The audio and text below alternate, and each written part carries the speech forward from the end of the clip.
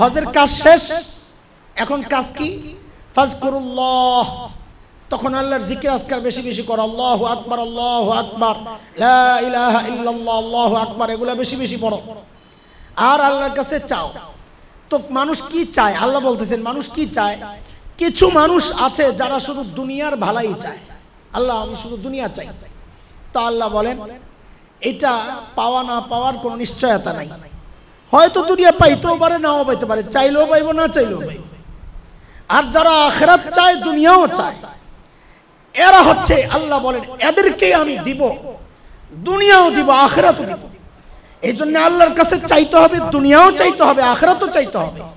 শুধু দুনিয়ার টার্গেট যারা বানায় তারা কোনোদিন সফলকাম হইতে পারে না।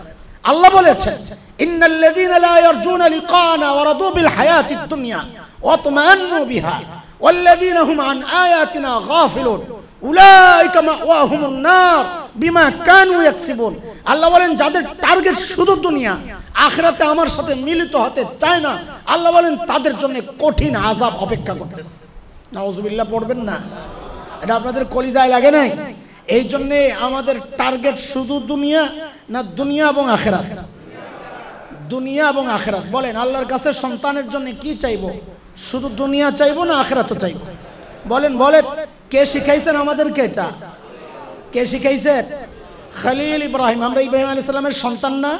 আমাদের বাবাকে বলেন বলেন, আমাদের বাবাকে। তো বাবা যা শিখাইয়া গেছেন, যারা মানবে তারা সন্তান, যারা মানবে না না তারা সন্তান। তো যারা দুনিয়াকে শুধু দুনিয়া লুটে পুটে খাও, দুনিয়ায় দিন নাই, ধর্ম নাই, ধর্মের ব্যাপার যার যার, হ্যাঁ রাষ্ট্র কিছু বলবে না, রাষ্ট্রের আবার ধর্ম কিসের, এমন বক্তব্যগুলো আসতেছে না। এখন তাদের প্রতিবাদ করা শুধু আমাদের এই রিয়াজ ভাইদের দায়িত্ব, আলেম ওলামাদের দায়িত্ব। আপনাদের কোনো কাজ নাই, তাই না? হ্যাঁ আমি জিজ্ঞেস করি আপনাদেরকে, আপনাদের কোনো কাজ নাই? এই সমস্ত নোংরামি যারা করতেছে, আগামীকাল একটা সমাবেশ আছে, মহিলারা নারীবাদীরা ডাক দিচ্ছে, স্লোগান কি? ঘরে জমিনে জায়গায় স্থাবর সম্পত্তিতে সমান ভাগ চায় তারা, ছেলের যা মেয়ের তা সমান ভাগ চায়। আপনারা, আমরা দেখছি কিছুদিন আগ থেকেই আমরা মসজিদ ফাটাই লিতেছি, আপনারা লগে লগে তাল দিতেছেন, কিন্তু যখন জায়গা মতো ডাক দিছি আর কেউ রে পাই না, মাদ্রাসার ছাত্রগুলা ছাড়া আর কেউ নাই। কেন রে ভাই? আর আমাদের দুঃখটা একটু বুঝেন। এই যে আপনার সন্তানকে বেঈমান বানানোর জন্য, এই রাষ্ট্রকে বেঈমান রাষ্ট্র বানানোর জন্য চক্রান্ত যদি হয়, তো নষ্ট খালি ওরাই হবে না আপনার সন্তান নষ্ট হবে? আরে বলেন না। আরে যদি আইন করা হয়, এটা এখন যার যেমনি ইচ্ছা দিতে পারে। কেউ চাইলে মেয়েকে সবটুকু দিয়ে আল্লাহর কাছে হিসাব দিবে, রাষ্ট্র কিছু বলতে পারবে না, সমাজ বলতে পারবে না, আমার মেয়েরা আমি যা ইচ্ছা তাই দিছি। কিন্তু যখন রাষ্ট্র আইন করে ফেলবে যে মেয়েকে অর্ধেক দিতে হবে সমান, তখন আপনার সন্তান, আপনি বাধ্য হইয়া কোরআনের বিরুদ্ধে যাইতে হবে। আপনি কোনো কথা বলছেন না, আমাদের স্পষ্ট কথা। এমন বক্তব্যের সাথে যদি কেউ মিনমিন করেন, স্পষ্ট অবস্থান নিতে পরিষ্কার না করেন, এবং এই সমস্ত মিটিং সবাই, এই সমস্ত আহ্বানে যদি কেউ সাড়া দেয়, আমি কসম খায়া বলছি, আমি হলফ করে বলছি, এই দাবি যারা করবে একজনের ঈমান থাকবে না, সবগুলো মুরতাদ হয়ে যাবে। কথা বলেন, কি একটা অবস্থা! কোরআনের বিরুদ্ধে স্পষ্ট বক্তব্য দেয়, প্রতিবাদ করি, আমরা হয়ে যাই নষ্ট মানুষ। ওরা আলেম ওলামাদেরকে নিয়ে যাচ্ছে তাই বলছে, গালাগালি করতেছে, যা তা বলে গালি দিচ্ছে। এইটা বলে আমাদের জন্য অপরাধ হয়ে গেছে। হেফাজতে ইসলামের মিটিংয়ে ওই গ্রাম থেকে আসা মুরব্বী, বয়স হয়ে গেছে, এখনো ওই রকম বুঝে না, মিডিয়া প্রপাগান্ডা করতে পারে এগুলো এখনো বুঝে না, শব্দ কিছু বলে ফেলছে। কি শব্দ? বেশ্যা। এটা আমার শব্দ না, আমি তাদের কথাটা বলছি। বেশ্যা কাদেরকে বলছে? যারা যৌন ব্যবসায়ী, যারা এইটাকে, এই কাজটাকে শ্রমের মর্যাদার জন্য আন্দোলন করতেছে, যারা সুপারিশ দিছে, হ্যাঁ সরকারের কাছে যারা সুপারিশ করছে। কি সুপারিশ? যে দেহ ব্যবসাকে বৈধতা দেওয়া, যে এটাকে একটা শ্রমের মর্যাদা দেওয়া। আপনি গার্মেন্টসে কাজ করেন, সে যেমন শ্রমিক, যারা দেহ ব্যবসা করবে সেও শ্রমিক। ওলামায়ে কেরাম আওয়াজ উঠাইলো, আপনারা এখানে বসে বসে এখন নাউজুবিল্লাহ বলেন, অথচ ডাক দিলে মাঠে আপনাকে পাওয়া যায় না, কারণ আপনার কাজ আছে। আপনার চাকরি আছে, আরে ভাই যে খোদার চাকরি করতেছেন সেই আল্লাহর দ্বীন নিশ্চিহ্ন করার চক্রান্ত হচ্ছে, আপনি আপনার চাকরির চিন্তা করেন। আপনি কিসের ইমানদার মিয়া? আল্লাহর জমিনে আল্লাহর দ্বীনের বিরুদ্ধে আমার স্পষ্ট কথা ওরা বলবে, ওদের কত বড় দুঃসাহস! আওয়াজ উঠাইতে হবে একসাথে। এটা বাংলাদেশ, ইসলামের বিরুদ্ধে, কোরআন সুন্নাহর বিরুদ্ধে যদি কোনো আইন করার অপচেষ্টা হয়, আমরা ঘরে বসে থাকবো না। আইন করতে হলে আমাদের লাশের উপর দিয়ে করতে হবে।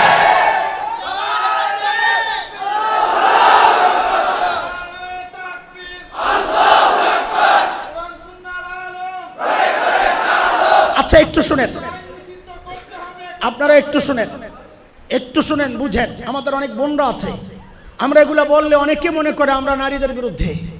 নাউযুবিল্লাহ মিন যালিক। আরে আল্লাহ তাআলা মেয়েদের পক্ষে পুরুষের কাছে সুপারিশ করছেন, ওয়াশিরুহুম বিল মারুফ, ওয়াশিরুহুন্না বিল মারুফ, ওয়াশিরুহুন্না বিল মারুফ। মেয়েদের সাথে সুন্দর আচরণ করবা, এই নির্দেশ কার? সেই ইসলাম কি করে নারীর বিপক্ষে? সেই ইসলাম কি করে নারীর অধিকার নষ্ট করে? নাউযুবিল্লাহ মিন যালিক।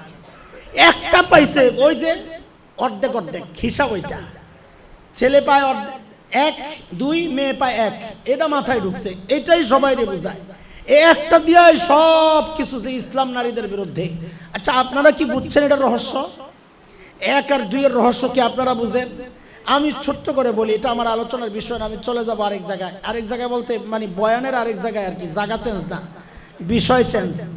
সেটা হচ্ছে দেখেন, এক বাবার 1 ছেলে আর 1 মেয়ে বাবার কাছে আরজি করছে, বাবা নানা বাড়ি যাব। এই আমারগুলো আজকে আসার সময় রেডি, নানা বাড়ি যাবে। তো ঠিক আছে যাইও, তো বলে কালকে যাবে। আচ্ছা যাইও। তো যাওয়ার সময় বাবা, মেয়েও বলে ছেলেও বলে, বাবা কিছু টাকা পয়সা দিবা না? নানা বাড়ি যাবে, টাকা পয়সা লাগবে না। তো বাবা মেয়েরে দিছে 50 টাকা, ছেলেরে দিছে 100 টাকা। বলেন কত দিছে? আবার বলেন, মেয়েরে দিছে কত? ছেলেরে দিছে 100। দিয়া কি বলছে?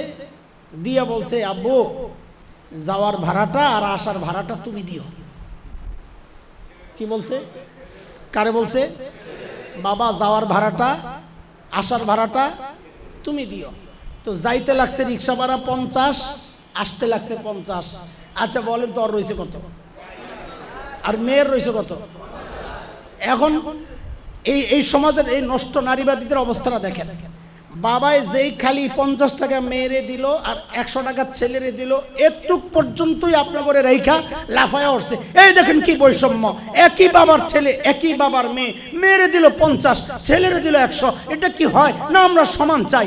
আরে জালিম, আরে অসভ্য! বাবা যে পরে বললেন, মা বাবা যাওয়ার ভাড়া তুমি দিও, আসার ভাড়া তুমি দিও, ওইটা কেন বলো না? ব্যালেন্স শিট দেখো, লাস্টে মেয়ের রয়েছে 50-এ 50, ছেলের নাই 1 টাকাও। তা আসলে বৈষম্যের শিকার কে হইল, ছেলে না মেয়ে? আমরা বলি না বৈষম্যের শিকার হয়েছে কেন? ইসলাম হচ্ছে ন্যায্য অধিকার প্রতিষ্ঠা করছে।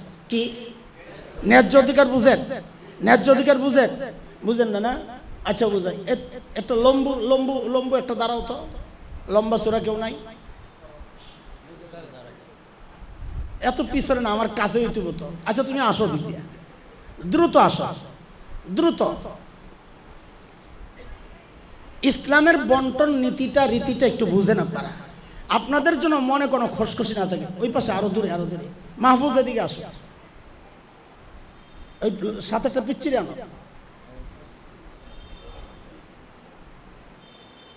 ওরে এই পাশে দাঁড় করা, আপনি উঠেন না, বসে বসে। ওরে সাইডে দাঁড় করা, তুমি মাঝখানে দাঁড়াও। সাইজ দেখছেন?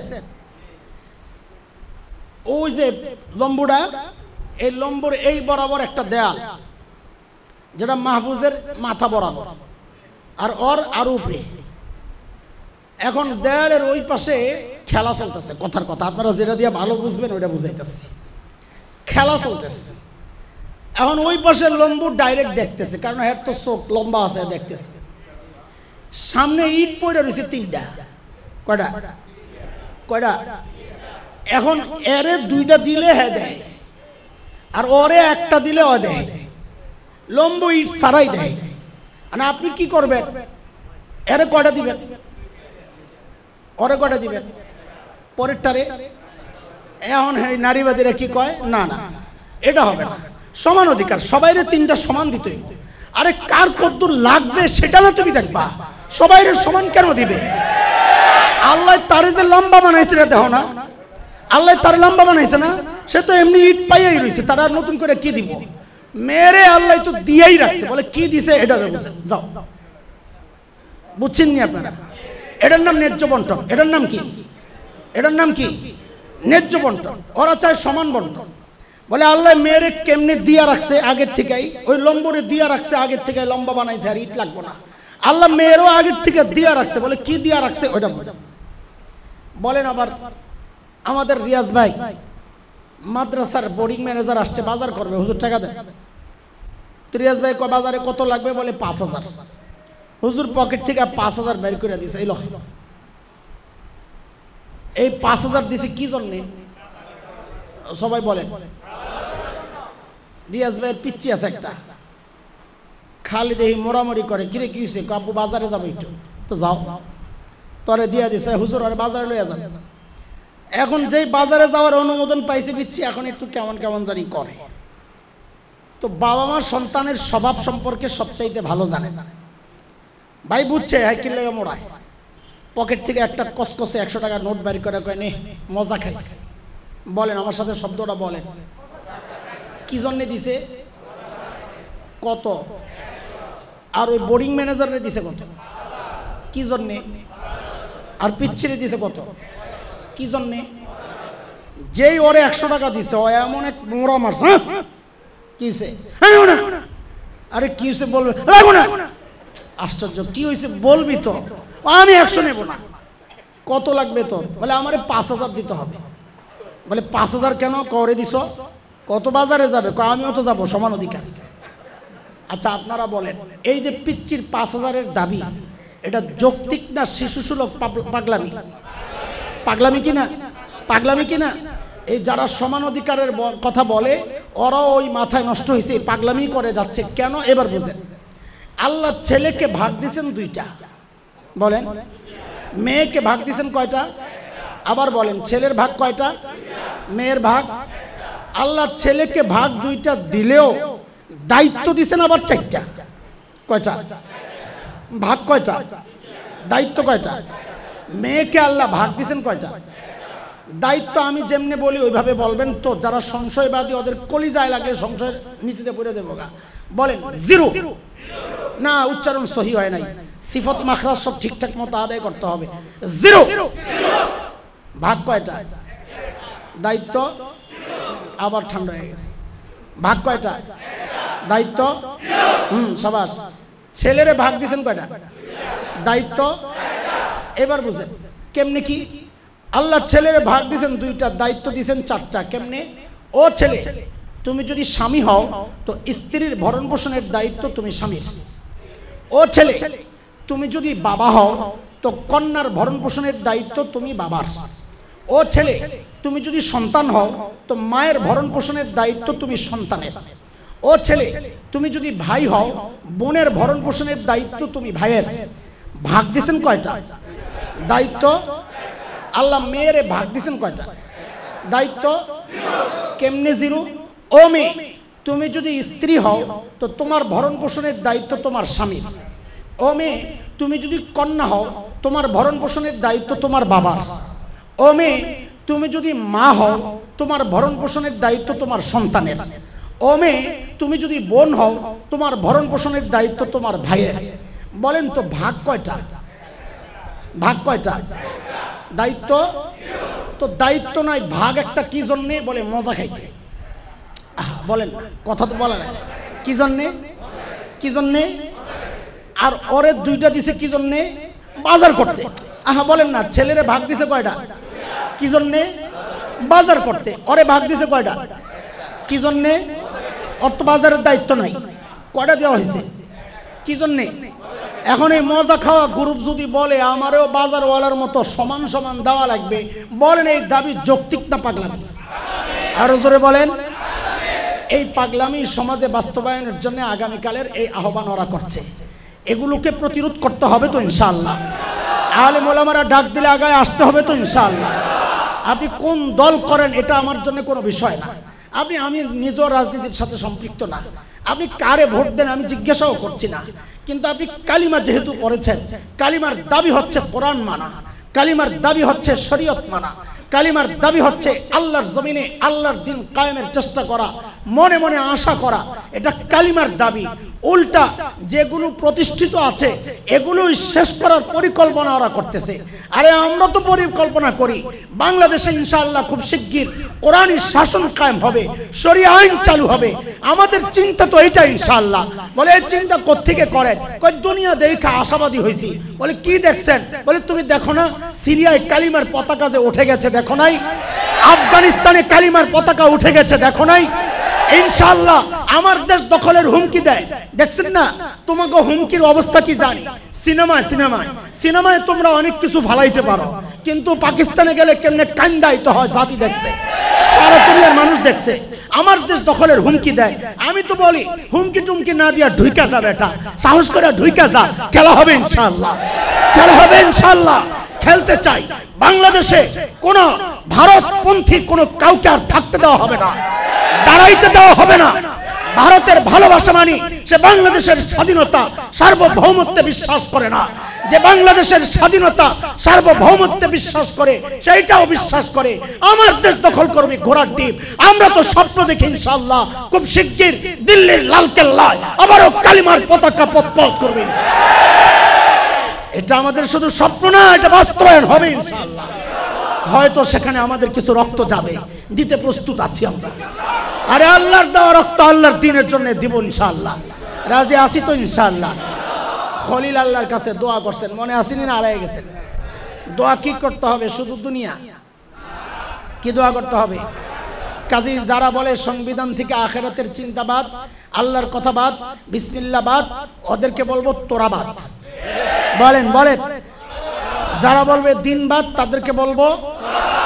আপনি তাকায়া দেখবেন ওদের যেই কয়জন লোক হবে কালকে সমাবেশে, আমি চ্যালেঞ্জ করলাম, ওরা পারলে চ্যালেঞ্জ গ্রহণ করুক।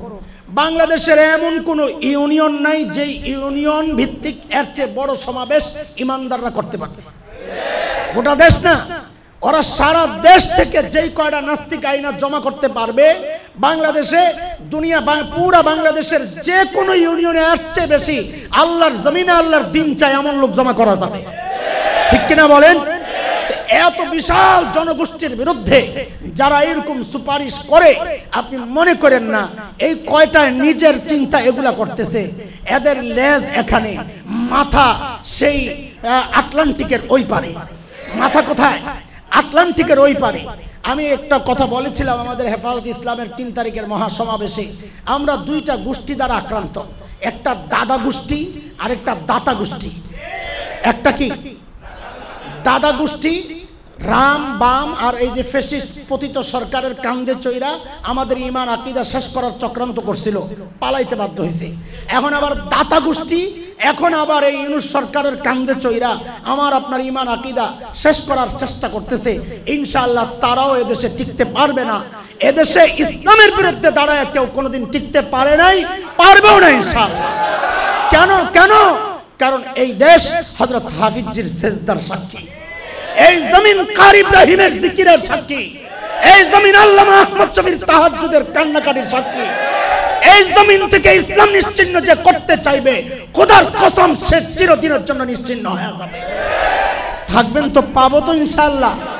আমরা বলি যেখান থেকে শত্রু আসুক বাংলাদেশের প্রত্যেকটা মাদ্রাসা ক্যান্টনমেন্ট হয়ে যাবে ইনশাআল্লাহ। আমাদের সন্তানরা তখন সেনাবাহিনীর ভূমিকা নেবে ইনশাআল্লাহ। বলে ছোট্ট বাচ্চারা কি করবে? দ্বীনের জন্য যারা লড়াই করে তারা বাচ্চা থাকে না। হযরত বদরের যুদ্ধের একটা ছোট্ট গল্প বলে আগে বাড়বো কথা ইনশাআল্লাহ। হযরত আব্দুর রহমান ইবনে আউফ, বুখারীর বর্ণনায় আসছে, হযরত আব্দুর রহমান ইবনে আউফ তিনি বর্ণনা করেন এই বদরের যুদ্ধে দুই পাশে তাকায় দেখি দুই পিচ্চি, কি মনটাই নষ্ট হয়ে গেছে যে আমি বিপদে বললে আমার সাপোর্টে যে কেউ আইব এ তো নাই। দুই পিচ্চি, ওই পিচ্চি দুইটাকে হযরতে আফরা, রত্নগর্ভা মা, ইতিহাসের এক রত্নগর্ভা মা, 7 ছেলে, 7 ছেলে 7 জনই বদরের যুদ্ধে অংশগ্রহণ করছে। দুই স্বামীর পক্ষে 7 ছেলে। হযরতে হারেস তার পক্ষ থেকে 3 ছেলে, আউফ, মুআজ, মুআউইজ। আর আরেকজন হযরত বুকাইর ইবনে ইয়ালিল আরেক স্বামী, তার ঘরে 4 ছেলে, হযরত ইয়াস, আকিল, খালিদ, আমের 4 ছেলে, মোট 7 ছেলে। 7 ছেলেই বদরের যুদ্ধে অংশগ্রহণ করছে। হযরত মুআজও পিচ্ছি, মুআউইজও পিচ্ছি। মুআজ আয়েশা হযরত আব্দুর রহমান ইবনে আউফের কানে কানে জিজ্ঞেস করে, চাচা আবু জাহেল রে চিনেন? আতারিফু আবা জাহেল, আবু জাহেল রে চিনেন? আব্দুর রহমান ইবনে আউফ কয়, আবু জাহেল রে দিয়ে তুমি কি করবা, চিনি তো। কয়, শুনছি ও নাকি আমার নবীরে অনেক গালাগালি করছে, কষ্ট দিচ্ছে, আমার একটু দেখায়া দেন। আস্তে আস্তে বলতেছে, রেওয়ায়াত আসছে আস্তে আস্তে বলতেছে, কেন যদি আবার পাশেরটাই শুনে ফেলে তো ও আগে যাবে গা। এটা হচ্ছে ইসলামের পিচ্চির কথা শোনাইতেছি আপনি করে, ইসলামের পিচ্চি এরা। আল্লাহু আকবার বলেন। হযরত আব্দুর রহমান ইবনে আউফ কয়, ওই যে আবু জাহেল। বলে দেখানোর সাথে সাথে পাশেরটা আবার আস্তে আস্তে কয়, চাচা চাচা একটু আবু জাহিল্লারে দেখা দেন। কেন রে? ওই একই কথা শুনছি, ও বলে আমার নবীর অনেক কষ্ট দিছে, গালি দিছে। আজকে কি শব্দ একটা হাদিসের আসছে, ইয়ামুতুল আজালু মিন্না, ইয়ামুতুল আজালু মিন্না। আজকে যার মরণ আগে সেই আগে মরবে। আমরা বাংলায় বলি, হয় আমি গেছি নয় তোরে খাইছি। আল্লাহু আকবার বলি না? ওই পিচ্ছু এই কথা কয়, ইয়ামুতুল আজালু মিন্না, যার মৃত্যু আল্লাহ আগে লেখছেন আজকে সেই মারা যাবে। হযরত আব্দুর রহমান ইবনে আউফ বলেন, আর এই কথা বলার সাথে সাথে বাস পাখির মতো, হাদিসের শব্দ সাকার, বাস পাখির মতো হুমড়ি খায় যায়, তারা এমন ভাবে যায় হামলা করছে, এক কোপ দিয়ে আবু জাহেল রে ঘোড়ার উপর থেকে ফালায়। দুই ভাই দৌড়ে আসছেন নবীর কাছে, ইয়া রাসূলুল্লাহ আবু জাহেল রে মারছি। কয়, কে মারছ? কয়, আমরা মারছি। কয়, দেখি তলোয়ার দেখাও। দুইজনের তলোয়ার দেখা, রক্ত দেখা নবী কয়, হ্যাঁ দুইজনই মারছ। আরেক মুআজ ছিলেন, ল্যাংড়া এক সাহাবী ছিলেন, হযরত আমর ইবনুল জামুহ। এই আমর ইবনুল জামুহের ছেলেও ছিলেন মুআজ। ওই মুআজ যে কুবাইছেন ইচ্ছা মতো। নবী আলাইহিস সালাম যুদ্ধের শেষ দিকে যায় জিজ্ঞেস করতেছেন, আবু জাহেলের কোনো খোঁজ খবর আসেনি? সাহাবায়ে কেরাম খোঁজা শুরু করছে। হযরত আব্দুল্লাহ ইবনে মাসউদ দেখছেন আবু জাহেল যায়া বুকের উপরে পাড়া দিয়া দাঁড়িয়ে ধরে জিজ্ঞেস করে, আনতা আবু জাহেল? তুই নি আবু জাহেল? আনতা আবু জাহেলও আছে, রওয়ায়াতে আবু জাহেলও আছে, দুই রকম। তুমি নি আবু জাহেল? কি আবু জাহেল? চিনে তো? চিনার পরেও জিজ্ঞেস করতেছে, কি খবর আবু জাহেল? আমরা বলতাম আর কি, তো না না তুমি নি আবু জাহেল? তো আবু জাহেল কয়, কাহা এটা আমার জন্য কোনো বেইজ্জতি না, নিজের পরিবারের লোকজন আমারে মারছে, এটার জন্য ইজ্জত কি গেছে? ইজ্জত যায় নাই আর। আমার যে কলাটা কাটবা একটু গোড়া দিয়ে কাটছো, একটু ডাবাইয়া কাটছো। কেন? কল্লা যখন লাইন ধরে দাঁড় করা হইব যেন আমারটা উপরে থাকে, বোঝা যায় যে নেতার কল্লা। দেখছেন নি কারবার? আর মুহাম্মদ সাল্লাল্লাহু আলাইহি সাল্লাম, মুহাম্মদকে যায়া বলবা ওর প্রতি আমার ঘৃণা, ক্ষোভ, ক্রোধ যা ছিল আরো বাড়ছে, কমে নাই। হযরত আব্দুল্লাহ ইবনে মাসউদ যায়া বলছেন, হুজুর এই কথা কইছে, আমি ওর কল্লা। আব্দুল্লাহ ইবনে মাসউদ জবে করছেন। আমি এই পুরো গল্প আপনাদেরকে শোনানোর উদ্দেশ্য না, একটা বিশেষ কথা বলার জন্য এই পর্যন্ত আনতেছি। হযরত আব্দুল্লাহ ইবনে মাসউদ জবে করছেন, পুরা জবে কইরা নবীর কাছে আসছেন, ইয়া রাসূলুল্লাহ শেষ। তবে ও মৃত্যুর আগে কইছে যে আপনার প্রতি ঘৃণার ক্রোধ বলে আরো বাড়ছে। তো নবী আলাইহিস সালাম বলেন, এটা হচ্ছে এই এই এই এই সময়ের ফেরাউন। এক ফেরাউন ছিল মূসার ফেরাউন, আর এটা হলো এই সময়ের ফেরাউন। তবে মূসার ফেরাউনের চেয়ে এই ফেরাউনের কুফরি আরো মারাত্মক। কেন? মূসার ফেরাউন মৃত্যুর আগে দিয়ে ঈমান আনছিল, কিন্তু এই ফেরাউন মৃত্যুর আগেও কয় আমার ভিতরে আরো বাড়ছে। এই ফেরাউন আরো মারাত্মক। এই ফেরাউন তো বেড়া ফেরাউন, আমরা খুব বেড়া ফেরাউনের চেয়ে বেডি ফেরাউন আরো মারাত্মক। কি বুঝছে আল্লাহ জানে, না বুঝলে আরো বালা। এ দোস্ত, এই কথাগুলো কেন বলতেছি? দুর্বল বলতেছেন আপনারা, দুর্বল। দুর্বলের চিন্তা করেন না। কেন? ওই যে আব্দুল্লাহ ইবনে মাসউদ লাস্ট জবে করছেন কে? আরে সর্বশেষ জবে করছেন কে? কে কে? আব্দুল্লাহ ইবনে মাসউদ রাদিয়াল্লাহু আনহু সম্পর্কে জানেন? তার সম্পর্কে বলা হয় তিনি খুব খাটো মানুষ ছিলেন। আমি আব্দুল্লাহ ইবনে মাসউদের যখন জীবনী পড়ি আমার চোখে খালি মুফতি আব্দুল মালিক সাহেব হুজুর ভাসে, ওই সাইজে এরকম মনে হয় আমার। আমি তো আব্দুল মালিক সাহেবরে বলি কি জানেন, এলেমের মেমোরি কার্ড। এলেমের, আরে মেমোরি কার্ড কি অনেক বড় থাকে নাকি? ছোট্ট না? ঢুকাইয়া দিলে খালি বাইর হয় বরবরে, ঠিক না? আব্দুল মালিক সাহেব হুজুর হলেন এলেমের, বলেন না, এলেমের মেমোরি কার্ড। আব্দুল্লাহ ইবনে মাসউদ ছিলেন এই উম্মতের এলেমের মেমোরি কার্ড, খাটো মানুষ একদম, এই উম্মতের সবচাইতে বিনয়ী মানুষ আব্দুল্লাহ ইবনে মাসউদ। কেমনে বুঝলাম? ওই যে মক্কায় নবী আলাইহিস সালাম জিনদের সাথে দেখা করতে যাবেন, তো বলছেন যার অন্তরে একটু অহংকার নাই সে দাঁড়াও আমার সাথে যাবে। চিন্তা করেন, নবী বলতেছেন যার দিলে একটু অহংকার নাই সে দাঁড়াও আমার সাথে যাবে। দাঁড়াইছেন আব্দুল্লাহ ইবনে মাসউদ। কে দাঁড়াইছেন? দেখেন, নবী বলছেন ঠিক আছে চলো। তার মানে কি নবীও স্বীকৃতি দিয়েছেন যে আব্দুল্লাহ ইবনে মাসউদের দিলের মধ্যে বিন্দু মাত্র অহংকার। তাহলে উম্মতের সবচাইতে নিরীহ মানুষটা, সবচাইতে খাটো ছোট মানুষটা, আবার সবচাইতে বিনয়ী মানুষটা, অথচ আল্লাহ তাআলা উম্মতের সবচাইতে অহংকারী, যে মৃত্যুর সময়ও বলছেন নবীর প্রতি আমার ঘৃণা ক্রোধ আরো বাড়ছে, সবচেয়ে বড় অহংকারী নবী যাকে বলেছেন এই উম্মতের ফেরাউন, সেই ফেরাউনের কল্লা আল্লাহ কাটাইছেন কারে দিয়া? সবচেয়ে বিনয়ী দিয়া। আল্লাহ কি বুঝাইলেন? আল্লাহ বুঝাইলেন অহংকারীরে দমাইতে আরেকজন বড় ওমর লাগে না, আরেকজন আব্বাস লাগে না, আরেকজন সাদ ইবনে ওবাদা, হযরত ওবাদা রাদিয়াল্লাহু তাআলা আনহুর ছেলে কায়েস ইবনে সাদ, সবচেয়ে লম্বা আনসারীদের। ওই যে আম্বর মাছের ঘটনা আসছে, দুই কাড়া দিছে, ওটার উপর উঠছে সবচেয়ে লম্বা মানুষটা, দুই কাড়ার নিচে দিয়ে গেছে গা, মাছ এত বড়। তো ওই জায়গায় আসছে, গেছেন কে? আনসারী সবচেয়ে লম্বা। হাদিসের কিতাবে সরায় আসছে তার ব্যাখ্যায়, তিনি কে? তিনি হচ্ছে হযরত সাদ ইবনে ওবাদা, খাজরাজ গোত্রের নেতা। সাদ ইবনে ওবাদার ছেলে হযরত কায়েস ইবনে সাদ ইবনে ওবাদা সবচেয়ে লম্বা। ওই সবচেয়ে অহংকারী মারানোর জন্য আল্লাহ হযরত হামজাকে পাঠান নাই, হযরত ওমরকে পাঠান নাই। সবচেয়ে শক্তিশালী যুবকদের মধ্যে হযরতে আলী কাররামাল্লাহু ওয়াজহা, যিনি সর্বপ্রথম মল্ল যুদ্ধে ওলীদ ইবনে উতবাকে এক কূপ দিয়ে শেষ করছেন, হযরতে হামজা সাইবারে এক কূপ দিয়ে শেষ করছেন, উবাইদা ইবনুল হারিসা লাগছিলেন উতবার সাথে লড়াইয়ের মধ্যে উবাইদা আহত হয়ে গেছেন, হযরত হামজার আলী যায় শেষ করছেন। এমন মহান পুরুষদেরকে আল্লাহ পাঠান নাই, পাঠাইছেন কারে? একজন বিনয়ী নরম ছোট্টখাট্ট মানুষকে আল্লাহ কবুল করছেন সবচেয়ে অহংকারী মানুষের কল্লা কাটার জন্য। তোরা যত বড়ই হস, মনে রাখিস তোদেরকে দমানোর জন্য আল্লাহ ছোট্ট ছোট্ট মাদ্রাসার নিরীহ ছাত্রদেরকে দিয়ে কাজ করবে। কথা বুঝতেছে? হিম্মত হারা হওয়া যাবে না ইনশাআল্লাহ, ঠিক আছে না ইনশাআল্লাহ? কেন? আমাদের মালিক আছেন একজন। কে আছেন? হ্যাঁ,